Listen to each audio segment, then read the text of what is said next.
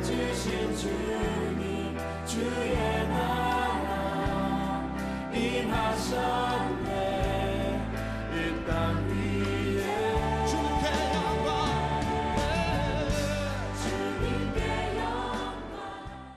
오늘 본문을 중심으로 우리에게 주시는 세 가지 하나님의 열심에 대해서 말씀을 나누고자 합니다. 먼저 에스겔 39장 25절 말씀 보십시오. 그러므로 주 여호와께서 이같이 말씀하셨느니라.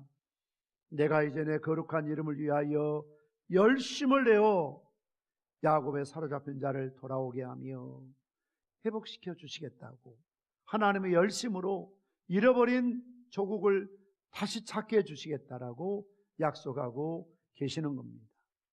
하나님의 열심으로 그들은 고국 땅으로 돌아올 수가 있었습니다. 그들은 스스로 독립운동에서, 전쟁에서, 로비에서 어떤 다른 방법으로 해방을 맞을 수 있는 그런 상황이 아니었습니다. 바벨론의 포로로 잡혀가서 그들은 그발강강에서 참 현악을 끼면서 늘 슬피 울며 괴로워하며 조국을 그리하며 살 수밖에 없는 70년의 기나긴 세월 동안 바벨론의 포로로 잡혀있을 그런 상황이었습니다. 도무지 가능성이 없고 희망이 없는 그때에 하나님께서는 하나님의 사람 이사야나 오늘 본문에 기록된 에스겔을 통해서 그들에게 희망의 메시지를 전하고 있는 것입니다. 하나님께서 특별하게 열심을 내셔서 그들로 하여금 고국으로 돌아올 수 있도록 은혜를 베풀어 주시겠다는 겁니다. 하나님의 사랑을 그들이 맛보아할 수 있도록 전하게 하시겠다는 겁니다. 그래서 잃어버린 땅을 회복시켜 주시겠다라고 약속하셨습니다. 우리는 성경을 읽을 때마다 많은 위인들을 만나게 됩니다. 특별히 믿음의 조상 아브라함을 대할 때마다 왠지 우리는 열등감이 듭니다. 우리는 죽었다 깨어나도 아브라함처럼 살 수 없지. 고대 국가에서 친척 본토 아비집을 떠난다는 것은, 외톨이가 된다는 것은 죽음을 의미했습니다. 강도들에게 만나서 죽을 수도 있고, 요셉처럼 지나가는 사람들에게 붙잡히면 평생 이름 없이 노예로 살아야 돼요. 그래서 그때는 시족, 부족 국가를 형성하면서 세를 과시하며 살아야 살아남는 시대 아닙니까? 그런데 하나님께서 어느 날 길도 보여주지 않고 내비도 없고 지도도 없는 시대에 내가 지시한 땅으로 떠나라 그러면서 내 친척 본토 아비집을 떠나라는 겁니다. 믿음이 없다면 떠날 수가 없습니다. 그런데 아브라함 보십시오. 떠났습니다. 하나님께서 약속하신 이삭을 주시지 않습니까? 그를 통해 하늘의 별과 같이 바다의 모래와 같이 허다한 민족을 주시겠다고 약속된 약속의 자식입니다. 그런데 어느 날 뜻밖의 아무런 전제도 없고 설명도 없이 네 독자 이삭, 네가 사랑하는 자를 내가 지시한 모리아산에 가서 바치라고 합니다. 예나 지금이나 모성애는 신앙도 이성도 눈물게 하지 않습니까? 마누라에게 이야기하면 안 될 게 뻔하다는 걸 알고 아브라함은 자기 부인에게 의논조차 하지 않고 자식을 데리고 사흘길을 걸어 모리아산으로 갑니다. 그리고 칼을 들어서 하나님께 제물로 바치기 위해서 그 목에 칼을 들이대는 겁니다. 세상에 이런 비정한 아버지가 어디 있습니까? 이런 잔인한 부모가 어디 있습니까? 그러나 무엇이 이것을 가능케 했습니까? 하나님에 대한 믿음이, 순종이 아브라함을 이렇게 위대하게 만든 원인이 되었던 것이죠. 이런 아브라함의 결단과 믿음과 희생과 순종을 볼 때마다 우리는 안 돼. 어떤 분들은 가끔 그런 이야기 합니다. 실컷 설교하고 나면 돌아서 그래요. 목사님, 그 성경에 있는 이야기지요. 우리는 어떻게 그렇게 살아요? 말도 안 돼요. 또 어떤 분들 이야기하면 우리가 어떻게 그분을 따라갈 수 있습니까? 손양호 목사님이니까 그렇게 사시고 주기철 목사님 그렇게 사시지 우리같이 평범한 사람이 어떻게 참 그분들의 발자취를 따를 수 있겠습니까? 감히 우리가 어떻게 아브라함처럼 살아갈 수 있겠습니까? 그건 말도 안 됩니다. 마치 전설이나 신화 속에 등장한 영웅담처럼 반응한 분들이 많이 계십니다. 그런데 여러분, 아브라함이 물론 훌륭한 믿음을 가졌지만 그도 실수가 많은 사람이었습니다. 다시 말씀드리면 우리와 다를 바 없는 성정이 똑같은 사람이었던 것을 볼 수가 있습니다. 그도 인내의 한계를 느끼고 하나님이 약속하신 약속의 말씀을 끝까지 기다리지 못하고 하갈을 취하여 이스마엘을 낳음으로 집안과 인류의 비극이 시작되고 있는 것을 볼 수가 있습니다. 그의 아내 사라, 물론 누이는 맞습니다. 하란 땅에 취하온 누이는 맞지요. 그러나 결혼했으면 마누라고 불러야지, 아내라고 해야지. 아직도 누이라고 부르면 안 되잖아요. 그런데 바로가 탐을 내는 걸 눈치채고 자칫하다가 너 죽고 나 죽고 다 죽겠다 이런 생각이 들었던지 바로 앞에서 비겁하게 자기 마누라라 부르지 못하고 내 동생입니다, 내 여동생입니다 그렇게 소개하는 바람에 바로가 그 아내를 취하여 자칫하면 그날 밤에 큰일이 벌어질 뻔했습니다. 하나님이 긴급하게 개입하시지 않았더라면 큰일 날 뻔했지요. 이런 걸 보면 아브라함도 때로는 얼마나 비굴한 사람인가, 얼마나 연약한 사람인가 하는 것을 알 수가 있습니다. 아브라함의 믿음이, 아브라함의 순종이, 아브라함 희생이 물론 위대하지만 깊게 성경을 보면 아브라함의 믿음이 그렇게 훌륭한 믿음이 아니었습니다. 희생이 그렇게 탁월한 게 아닙니다. 왜냐하면 하나님이 아브라함을 그런 인물로, 그런 작품으로, 그런 위대한 사람으로 빚어가신 줄 믿으시기를 바랍니다. 똑같은 그림이라도 우리 보기에는 참 좋아 보이지만 이름 없는 무명의 어떤 사람의 그림은 가치가 없지만, 돈의 가치가 없지만 참 우리같이 문외한이 피카소 그림을 보면 이게 그림이야, 이게 뭐냐, 눈은 떨어져 있고 코는 삐뚤어져 있고, 그런데 이런 피카소 그림이 수십억 달러 한다는 거 아닙니까? 똑같은 그릇이지만 내가 보기엔 훨씬 이 그릇이 더 멋있어 보이지만 이름 없는 사람이 만든 것이고, 또 알아보니까 이건 고가의 작품인데 이름을 대면 알 수 있는 훌륭한 조각가가 이걸 만들었다는 거 아닙니까? 로댕이 만들고 다빈치가 만들고 미켈란젤로가 만들었다면 지금도 수십억 달러에 없어서 못 팔지 않습니까? 그 자체로 봐서 가치가 있는 것이 아닙니다. 누가 만드느냐에 따라서 걸작품이 될 수 있다는 겁니다. 아브라함 자체에 어떤 위대함이 드러나는 것이 아니고, 성경이 말하고자 하는 것은 아브라함도 다윗도 솔로몬도 바울도 성경에 등장하는 모든 등장하는 인물들도 우리와 성경이 같은 똑같이 연약하고 실수가 많이 있지만 하나님이 간섭하셔서 끝까지 아브라함을 추적하고 계시지 않습니까?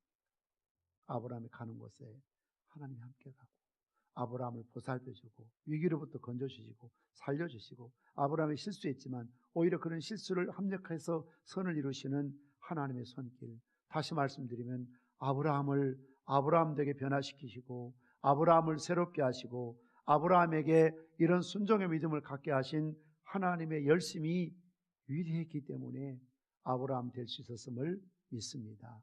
그래서 사도 바울은 뭐라고 말합니까? 내가 전에는 회방자요 포용자요 방해꾼이었지만 나의 나된 은혜가 하나님의 은혜였다. 내가 잘나서 그렇게 된 거 아니다. 내가 똑똑해서 위대한 인물이 된 것이 아니고 하나님이 나에게 은혜를 주시고 하나님의 그런 특별한 열심과 사랑이 바울의 자리에 인도하시고 인도해 주셨음을 믿습니다. 사랑하는 성도 여러분, 지금 여러분은 어떤 종류의 바벨론을 경험하고 있습니까? 어떤 일이 힘들고 답답하고 그렇게 괴롭고 좌절이 되는 겁니까? 미래가 보이지 않고 꿈이 없고 길이 없어 보입니까? 분명한 것은 오늘 하나님께서 바벨론의 포로로 있는 그들에게 에스겔을 통해서 말씀하신 것처럼 내가 열심을 내어서 내가 너희들의 사랑을 베풀어 줄 테인데 너희들의 잃어버렸던 조국을, 땅을, 그 기업을 반드시 회복시켜 주시겠다는 약속의 말씀 믿으시기를 바랍니다. 칠레에 가면 도로공사할 때 항상 공사장 입구에 이렇게 글이 써 있다고 합니다. 조금만 참으십시오. 우리가 숨가쁘게 열심히 일하고 있습니다. 우리나라도 공사할 때 보면 통행 금지 또는 겨우 통행에 불편을 드려 죄송합니다. 이 정도 써 있죠. 그런데 실내에서는 조금만 참아달라고 하면서 우리가 숨과 쁘게 일하고 있다. 그래서 조금만 참아주시면 더 좋은 길, 더 넓은 길, 더 빨리 갈 수 있는 길을 내드릴 테니까 조금 참아달라고 그렇게 부탁을 한다는 것입니다. 여러분, 하나님께서도 우리를 향해서 어쩌면 그런 말씀하시지 않겠습니까? 지금 내가 너희를 위하여 열심히 일하고 있다. 그러니 조금만 기다려라. 조금만 참아라. 아무리 내가 배고프고 급해도 가을 돼야 과일이 있고, 아무리 급해도 밥에서 바로 먹는 게 아니라 뜸을 들여야 제대로 된 밥을 먹을 수 있잖아요. 내 시간, 내 타이밍, 내 시간에서는 정말 급하고 급할지 모르지만 하나님의 때에 가장 좋은 방법으로 하나님이 이루시기 때문에 우리는 인내가 필요하고 기다림이 필요한 줄 믿습니다. 잠잠히 참으라는 겁니다. 제발 좀 기다리고 있으라는 겁니다. 너무 경솔하게 설치지 말고 조급하게 하지 말고 좀 참고 기다리고 있으면 하나님께서 지금 열심히 일하고 계시기 때문에 때가 되면 반드시 이루어 주시겠다라고, 회복시 주시겠다라고 약속하셨습니다. 왜냐하면 하나님이 우리를 사랑하시고 하나님께서 우리에 대한 사랑 때문에 사랑은 열심히 있거든요. 열심히 지금도 하나님이 일하고 계시기 때문에 반드시 더 좋은 것으로, 훌륭한 것으로, 아름다운 것으로 우리에게 회복시켜 주실 줄 믿습니다. 두 번째로 오늘 26절 말씀 보시면 그들이 그 땅에 평안히 거주하고 더럽게 할 자가 없게 될 때에 부끄러움을 품고 내게 범한 죄를 뉘우치리니 라고 말씀하고 있습니다. 무엇을 말합니까? 하나님의 이런 열심은 회개를 이루기 위한 열심이라는 겁니다. 하나님께서 이스라엘을 회복시켜 주시게 되면 그들이 조국 땅에 돌아와서 평안히 거하게 될 때, 이건 전적은 하나님의 은혜다. 하나님의 기적이다. 마치 우리나라가 독립되었을 때 우리가 독립운동에서 전투에서 빼앗은 게 아니지 않습니까? 애국가 가사처럼 동해물과 백두산이 마르고 닳도록 하나님 보호하셔서 우리나라가 만세하며 광복을, 해방을 누릴 수 있는 것 아닙니까? 역시 이스라엘도 마찬가지였습니다. 그들이 독립운동에서, 그들이 전쟁에서, 그들이 러비에서 얻은 독립이 아닙니다. 하나님께서 고레스 왕의 마음을 감동하셔서 전적으로 하나님이 일방적으로 개입하셔서 그들이 조국 땅으로 돌아올 수 있었거든요.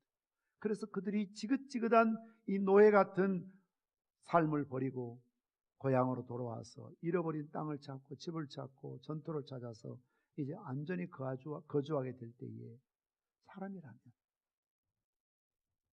이것은 전적인 하나님의 은혜다. 기적이다. 그러면서 어떻게 한다는 겁니까? 우리 모두가 하나님께 돌아가야 된다.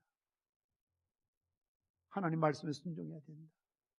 하나님의 사랑에 우리는 배반해서는 안 된다. 이렇게 할 목적으로 그들을 하나님께서 회복시켜 주셨다는 겁니다. 성도들 가운데는 몇 가지 부류로 나눌 수가 있습니다. 어떤 분들은 매를 맞아 회개하고 매를 맞아 돌아오는 사람이 있습니다. 그래서 실수하고 잘못하면 하나님께서 징계하십니다. 매를 때립니다. 그러면 그때야 깨닫고 천부에 의지 없어서 손들고 하나님께로 돌아오는 사람이 있습니다. 그런데 어떤 사람들은 특히 영적인 센스와 민감함을 갖고 있는 사람은 매 맞기 전에 빨리 깨닫고 하나님 내 잘못했어요. 용서해 주세요. 여러분 자녀도 키워보면 그러지 않습니까? 어떤 아이는 매를 맞아야 제대로 돌아오고 어떤 아이는 매를 들 필요가 없어요. 벌써 딱 분위기 파악하고 아빠 내 잘못했어요. 엄마 내 잘못했어요. 용서해 주세요. 다음부터 잘할게요. 그러면 매 맞을 일이 없죠. 그런데 끝까지 내가 왜 맞아야 되느냐고, 내가 뭘 잘못했냐고, 그럼 계속 맞는 거죠. 깨달을 때까지. 더 큰 문제는 매를 맞고 있음에도 불구하고 깨닫지 못한다. 지금 분명히 하나님 징계 가운데 있습니다. 우연이라는 일이 아닙니다. 여러분 우리가 조심해야 될 것은요, 다 흉년 들고 다 불황이고 다 지진 나고 다 태풍 불어서 똑같이 경험한 거기 때문에 이것은 징계가 아니다. 그렇게 오해하면 안 됩니다. 요나 배를 보십시오. 태풍이 불어서 다 뒤집어질 때 요나가 뭐라고 말합니까? 나의 영광으로다 그랬습니다. 나 때문에. 내 까닭이다. 나 때문에 우리 회사가, 나 때문에 우리 교회가, 나 때문에 우리 집안이, 나 때문에 내 자녀들에게, 나 때문에 우리 사업장과 직장이 이런 어려움을 당한다. 하나님 회개하고 돌아와야 되는데 이사야의 말씀처럼 머리부터 발끝까지 맞은 흔적밖에 없거늘 그들이 깨닫지 못하고 미련스럽고 어두워서 더욱더욱 죄를 짓고 패역하고 그 길로 가고 있었다는 거죠.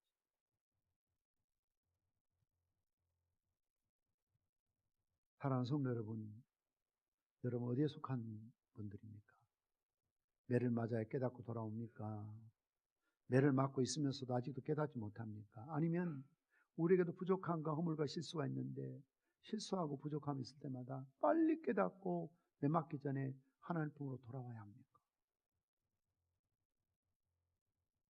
하나님께서 우리에게 여러 가지 채찍을 주십니다만 가장 수준 높은 하나님의 회개의 방법은 매를 들 때가 아니고 오히려 잘해 주실 때였습니다. 예를 들자면 갈릴리 바닷가의 배들을 보십시오. 주님을 절대 떠나지 않겠다고 부인하지 않겠다고, 심지어 주님과 함께 죽을지라도 난 주님 배반하지 않겠다고 다짐했습니다. 그러나 어이없게도 어린 계집종 비자 앞에서 난 예수 모른다고 심지어 예수님을 저주하기까지 했어요. 주님과 눈이 마주쳤을 때 얼마나 부끄러웠던지 울면서 밖에 나가서 통곡할 때 닭이 울었다라고 성경은 기록하고 있습니다. 부활한 주님을 만났지만 확신이 없었던지 그는 또 디베랴 바닷가로 갔습니다. 밤새도록 그물질했는데 3년 전 일이 생각났겠죠. 그때도 고기 한 마리 잡지 못했을 때 주님이 명령해서 찢을 만큼 잡았는데 이런 허탈한 마음으로 그물을 내던지지만 그 양심 마음에 무슨 고기의 마음이 있었겠습니까? 고기가 잡힌들 기뻤겠습니까? 안 잡힌들 슬펐겠습니까? 얼마나 그 마음 속에 예수님에 대한 미안한 마음, 죄송한 마음, 송구스러운 마음, 나는 인간도 아니지 어떻게 내가 그럴 수 있느냐, 제자들 앞에서 다 버릴지라도 떠날지라도 나는 주님과 함께 죽을지라도 떠나지 않겠다고 다짐하고 다짐했는데 내가 어떻게 내 살자고 그렇게 주님을 부인할 수 있지? 참, 내가 나를 생각해도 인간도 아니다, 사람도 아니다, 참 내가 너무 철이 없다, 이런 후회, 양심의 가책이 얼마나 그를 가슴 아프게 짓눌렀겠습니까? 밤이 지샌도 모르고 이른 새벽이 되었습니다. 누군가가 바닷가에서 불을 피워놓고 부르고 있습니다. 옷을 입지도 않고 뛰어내렸습니다. 예수님을 알았기 때문에 그렇습니다. 그리고 주님 앞에 갔습니다. 보니 예수님이 아침을 준비하시고 제자들을 기다리고 계십니다. 잡은 고기를 가져오라 하고 구워서 아무 말도 할 수가 없고 듣지 않는 상태에서 그들이 배부르게 아침을 먹습니다.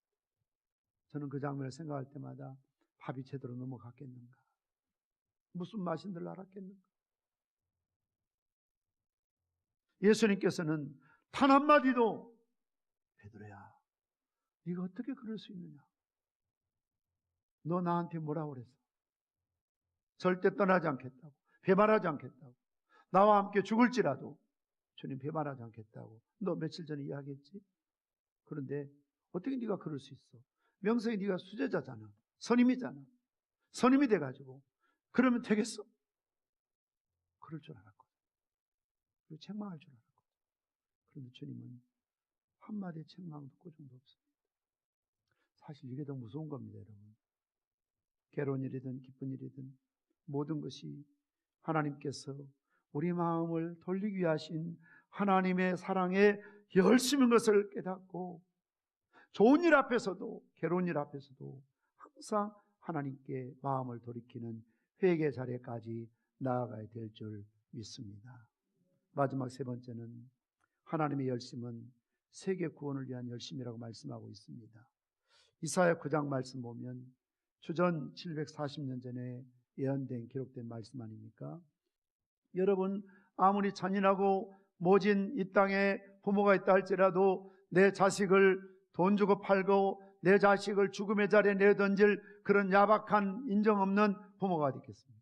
하물며 하나님의 그 사랑이 얼마나 깊고 영원하고 큰데 독생자 그리스도를 이 세상에 보내시고 그렇게 모질게 고난을 당하시는 것을 하나님이 침묵하시고 오늘 20절 말씀에서도 내가 그들을 만민 중에서 돌아오게 하고 적국 중에서 모아내어 민족이 보는 데서 많은 민족이 보는 데에서 그들로 말미암아 나의 거룩함을 나타낼 것이라. 하나님께서는 이스라엘을 샘플 소위 모델하우스로 사용하셔서 하나님 구원 역사를 보여주신 것이잖아요. 그리고 우리는 모두 영적 이스라엘이거든요. 그래서 그로 말미암아 이 말은 이스라엘로 말미암아 모든 민족이 복을 받는데 하나님의 거룩함을 나타내게 된다는 것입니다. 사랑하는 성도 여러분, 내 인생의 모든 사건을 선교적으로 이해하시길 바랍니다. 그로 말미암아 하나님의 거룩함을 나타내리라. 우리로 말미암아 하나님의 거룩함이 나타나게 될 줄 믿습니다. 여러분들이 계획하지 않았던 어떤 여행을 하신 경험이 있습니까? 여러분들이 계획지도 않았는데 어떤 이사를 한 경험이 있습니까?